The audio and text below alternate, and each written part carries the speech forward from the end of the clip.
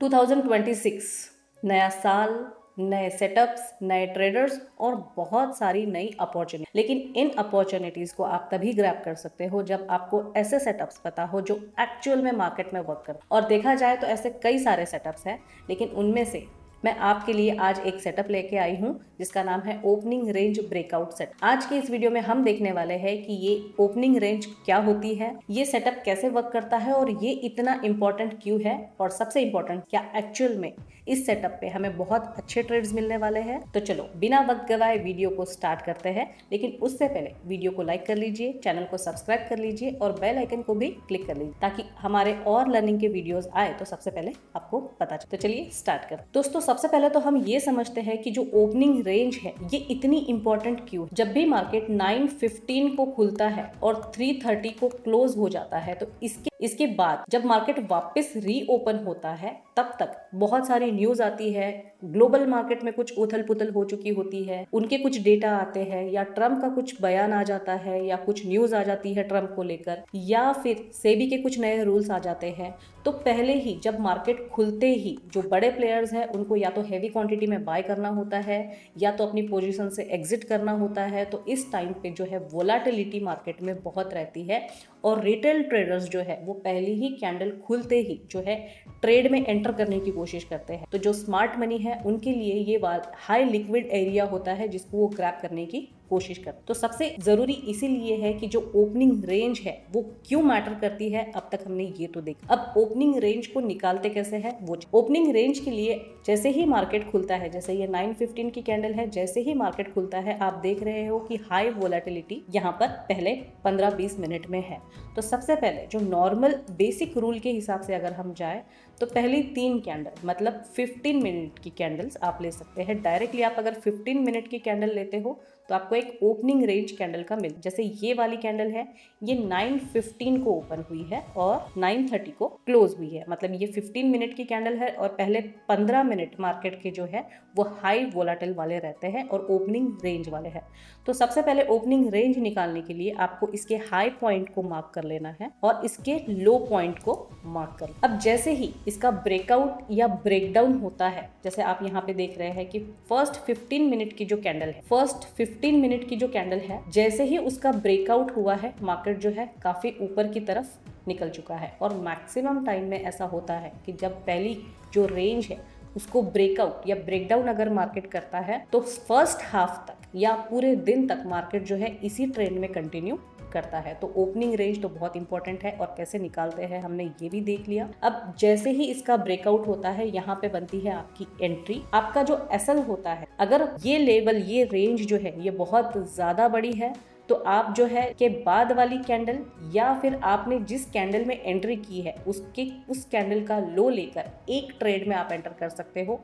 यहाँ पे आपका हो जाता है एंट्री पॉइंट और यहाँ से आपका जो ट्रेड रहेगा वो 1:1, 1:2 का रहे। मैक्सिमम टाइम में देखा गया है कि जब भी ओपनिंग रेंज को मार्केट ब्रेक करता है तो उसी डायरेक्शन में कंटिन्यू करता है। तो 1:2 के ट्रेड्स मिलने की यहाँ पे बहुत ज्यादा जो है चांसेस। सो यहाँ पे हमने देखा कि ओपनिंग रेंज निकालने के बाद जैसे ही मार्केट ने ब्रेकआउट दिया, हमने यहाँ पे एंट्री एसएल जो है, अगर ये रेंज बहुत बड़ी है तो आप इसके 50% का एसएल लगा सकते हैं। अगर आप सेफ ट्रेड करना चाहते हैं तो जो लो पॉइंट है, लो पॉइंट पे आपका जो है एसएल रहेगा।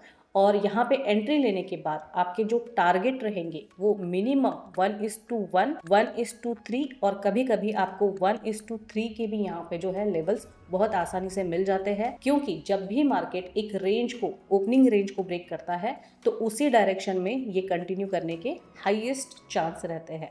तो आपको जो रिस्क रिवॉर्ड रेशियो है वो वहाँ पे बहुत ही अच्छे मिलने के चांसेस हैं और आपको एक हाई एक्यूरेसी वाले ट्रेड मिलने के हाईएस्ट चांसेस यहाँ पे ओपनिंग रेंज ब्रेकआउट पे होते। जैसे आप यहाँ पे देख सकते हैं कि यहाँ पे ब्रेकआउट जो है वो निफ्टी के 25,990 के आसपास हुआ है और यहाँ से 25,990 से मार्केट ने जो हाई पॉइंट लगाया है वो 26,070, मतलब ऑलमोस्ट 80 पॉइंट का जो डिफरेंस है वो बहुत ही अच्छे से इसने कैप्चर किया। अगर आप इंट्राडे या स्काल्प करना चाहते हैं तो भी ओपनिंग रेंज ब्रेकआउट पे आप आराम से स्काल्प कर सकते हैं। अब सबसे इंपॉर्टेंट चीज कि मैक्सिमम लोगों के दिमाग में ये बात होगी कि ये जो ओपनिंग रेंज ब्रेकआउट सेटअप है क्या ये हर बार वर्क करेगा या फिर इस पे कब ट्रेड्स लेने हैं और कब नहीं लेने हैं वो देख। अगर मार्केट गैप डाउन ओपन हो रहा है, ये हमें 9:08 पे पता चल जाएगा कि मार्केट जो है गैप डाउन या गैप अप ओपन होने जा रहा है और प्रीवियस डे की जो कैंडल है उसके सपोर्ट के आसपास ओपन हो रहा है, तो यहाँ पे हाईएस्ट चांसेस है कि 15 मिनट में आपको बहुत अच्छे से ओपनिंग रेंज मिल जाएगी और उसका ब्रेकआउट भी मिल आइदर साइड, या तो ऊपर या तो नीचे, और वही आपका एक हाई एक्यूरेसी वाला ट्रेड रहेगा।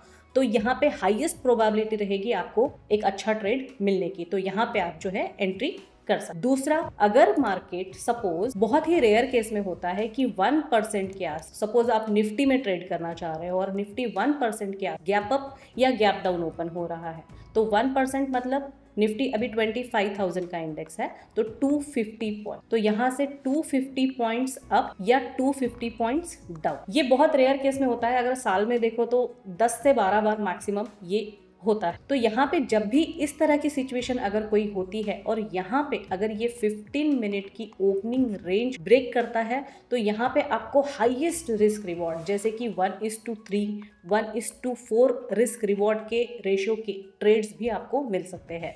तो इस केस में भी आपको बहुत अच्छी अपॉर्चुनिटी मिलेगी ट्रेड लेने। अब ट्रेड कब नहीं करना है, अब सबसे इंपॉर्टेंट चीज कि कब ट्रेड नहीं करना है या इस सेटअप को कब यूज नहीं करना। तो सबसे पहले कि सपोज कोई इवेंट पेंडिंग है, जैसे हमें पता है कि आरबीआई का पॉलिसी है या कोई डेटा आने वाला है और मार्केट खुलता है 9:15 और कोई डेटा आने वाला है लेट्स से 10:30 को या फिर 11 को या शाम को कोई डेटा आने वाला है, कोई इंपॉर्टेंट डेटा आने वाला है, तो उस केस में हाईएस्ट प्रोबेबिलिटी रहेगी कि मार्केट जो है वो एक साइडवेज जोन में ही घूमता रहेगा और यहाँ पे हाईएस्ट चांसेस है कि इस सेटअप पे जो एसएल है वो हिट होंगे, क्योंकि ये ब्रेक भी करेगा, ऊपर जाएगा, वापस नीचे आएगा, डाउन साइड में ब्रेक करेगा, वापस ऊपर जाएगा। तो इस टाइम पे जब कोई इवेंट पेंडिंग है, कोई न्यूज पेंडिंग है, तो इस सेटअप को अवॉइड करना है, उस टाइम पे इस सेटअप पे ट्रेड्स नहीं लेने हैं। दूसरी चीज कि अगर कॉन्ट्रा व्यू है कि लेट्स से पहले दिन यूएस मार्केट जो है वो 1000 पॉइंट नीचे है और अपने डोमेस्टिक मार्केट में कोई पॉजिटिव न्यूज है, जैसे आरबीआई ने रेट कट कर दिया या जैसे हम अभी लेटेस्ट में देख रहे हैं कि बिहार इलेक्शन के रिजल्ट्स है वो पॉजिटिव आए हैं, तो उस केस में क्या होगा कि मैक्सिमम जो बड़े प्लेयर्स हैं निगेटिव न्यूज पे रिएक्ट करेंगे डाउन साइड की तरफ, पॉजिटिव न्यूज पे रिएक्ट करेंगे अप साइड की तरफ। तो मार्केट में उस टाइम बहुत ही हाई वोलाटाइल रहेगा और किसी भी एक साइड आपको ब्रेकआउट देने के बाद भी प्रॉपर ट्रेड नहीं मिले, तो इस केस में आपको इस ट्रेड को जो है, इस सेटअप को अवॉइड करना है। हाई वोलाटाइल मार्केट में आपको किसी और तरह के सेटअप्स जो है वो। तो क्या आपके भी साथ ऐसा होता है कि जब हाई वोलाटाइल मार्केट है तो आप एक लेवल का वेट कर रहे हो और बीच में से ही मार्केट घूम के एसएल हिट कर देता है, या फिर रेंज बाउंड रह के मार्केट बार बार आपके एसएल हिट करता है? क्या आपके भी साथ ये हुआ है? तो मुझे कमेंट करके जरूर बताएं। और इसी तरह के वीडियो के लिए वीडियो को लाइक कीजिए, चैनल को सब्सक्राइब कीजिए। मिलते हैं नेक्स्ट